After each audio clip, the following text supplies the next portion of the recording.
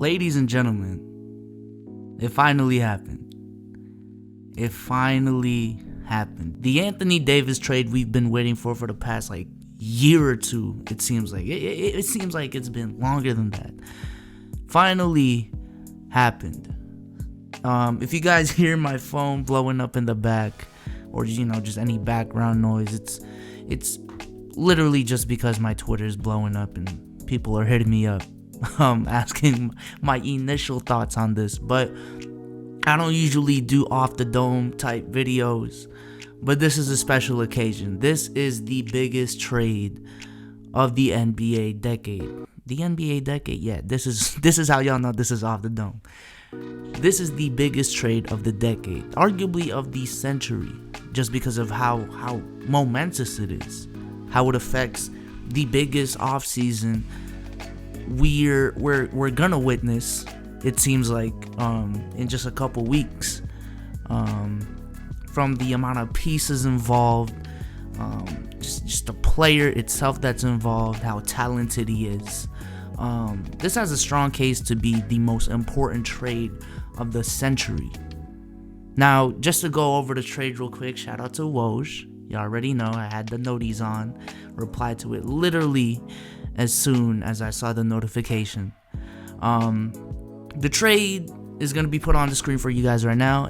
It's Anthony Davis, obviously, to the Los Angeles Lakers for Lonzo Ball, Brandon Ingram, Josh Hart, 3 first-round picks, including the number 4 overall pick in this year's draft. Now, that, ladies and gentlemen, that is one hell of a deal.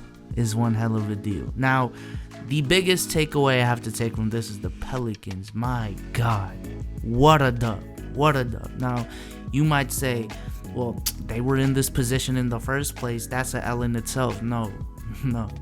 Because if they went through with AD and built around him, I'm sorry, but most likely they just wouldn't have won a championship with him, and they would have wasted his prime, and that's just the reality of the situation, right?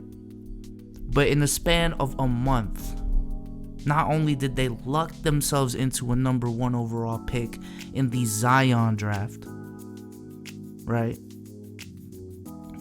Which already is like an enough, backup plan in case AD leaves.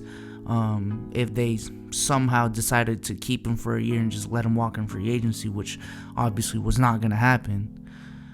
But then let's go back to the trade deadline when they were waiting and declining all these offers from these teams. Remember, I believe the Lakers trade deadline offered everyone, plus, who was it? Including Kyle Kuzma, I believe. And like Rondo and these other players.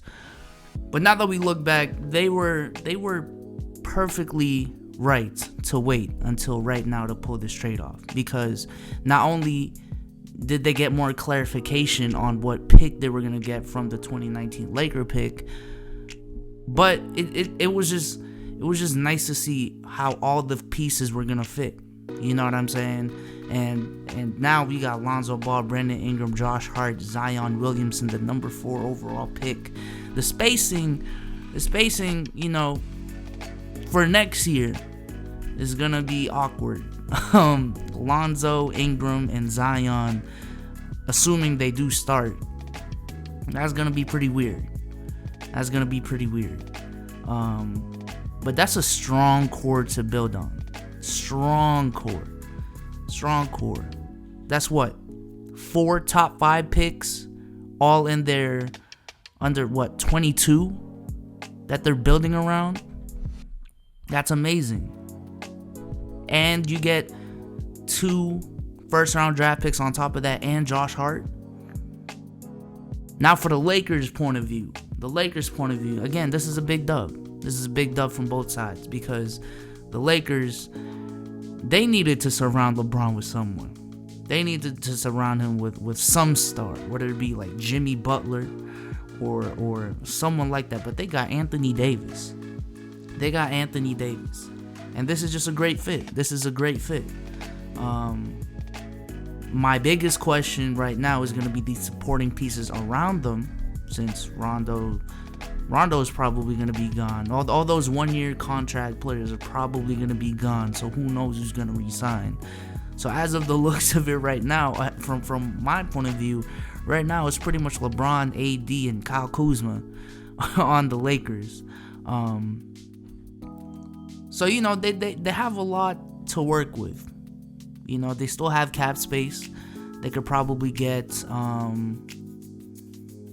Jimmy. Okay, look. Here's the thing. Today I was working on my free agency predictions video, and I pretty much just had to scrap it because of this. Yeah. So I don't want to spoil that video totally, but Jimmy Butler is an option they can look at. It is going to be very interesting, because I also saw a tweet today that was talking about how, I believe it was from Jared Dudley, that the NBA is the most wide open it's ever been going into next year.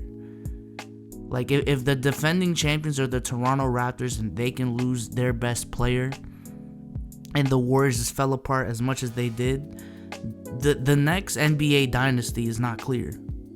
It's just not clear. So the Lakers feel like they can be that next dynasty with LeBron and AD for the next 3-4 years. Now I know LeBron's on the decline, and you know he's still playing great. Don't get me wrong. Don't get offended. He is on the decline, but if they can get another star to come to LA, man, that's scary. That is scary. And I also want to talk about some other losers in this trade. I would say the Boston Celtics are losers in this trade. I would say they are, because there was an idea that they were gonna trade for AD and sort of lure that to re-sign Kyrie, and now we're rocking with Kyrie and AD for the future. That's not happening. So they're pretty much forced to build with what they have right now. Lose Kyrie and go into a little rebuilding phase for the next 2 to 3 years, instead of, you know, being the juggernaut of the East that we thought they would be last year. So, biggest loser right there. Also, the biggest loser this offseason so far, from what we've been seeing, has to be the New York Knicks. It has to be, New York. New York, what happened to Zion, Kyrie, and KD? What happened with that? What happened to that whole plan? Y'all didn't get the Zion pick. Kyrie looks like he's gonna be a Brooklyn Net, if anything. So that hurts. He's gonna be in the same state, just on a different team. That's gonna hurt a little bit. And KD will most likely opt into his player option, and not go to the Knicks. So that's the 3 guys you guys were planning on getting. Most likely will not sign with the Knicks. The other option was Anthony Davis, trading their assets for Anthony Davis and using that to lure in those free agents, which already, even without you getting AD, we're already not leaning towards signing with you guys anyways. And now, y'all can't even get AD. So, RJ Barrett, there's a lot of pressure for you, young man, and I wish you luck, because the standard that they're gonna set, and they're just know they're just frustrated. Okay, if they ever boo you, they're just frustrated because of how terrible their offseason has already gone, and it hasn't really started. So I'm sorry for RJ Barrett. But yeah, Anthony Davis to the Los Angeles Lakers is gonna be a crazy offseason. The next video will be my free agency predictions, which will be slightly changed up by this trade. Not really, because one of the assumptions I made was that the Lakers were going to get AD, but just scripting purposes and stuff like that. I hope you guys enjoyed this video. Again, I don't really go off the dome that often, but this is a special occasion. Leave a like on the video if you like to, subscribe to the channel if you haven't already. But with that being said, I hope you guys enjoyed this video. Anthony Davis is a Los Angeles Laker, and I am out. Peace.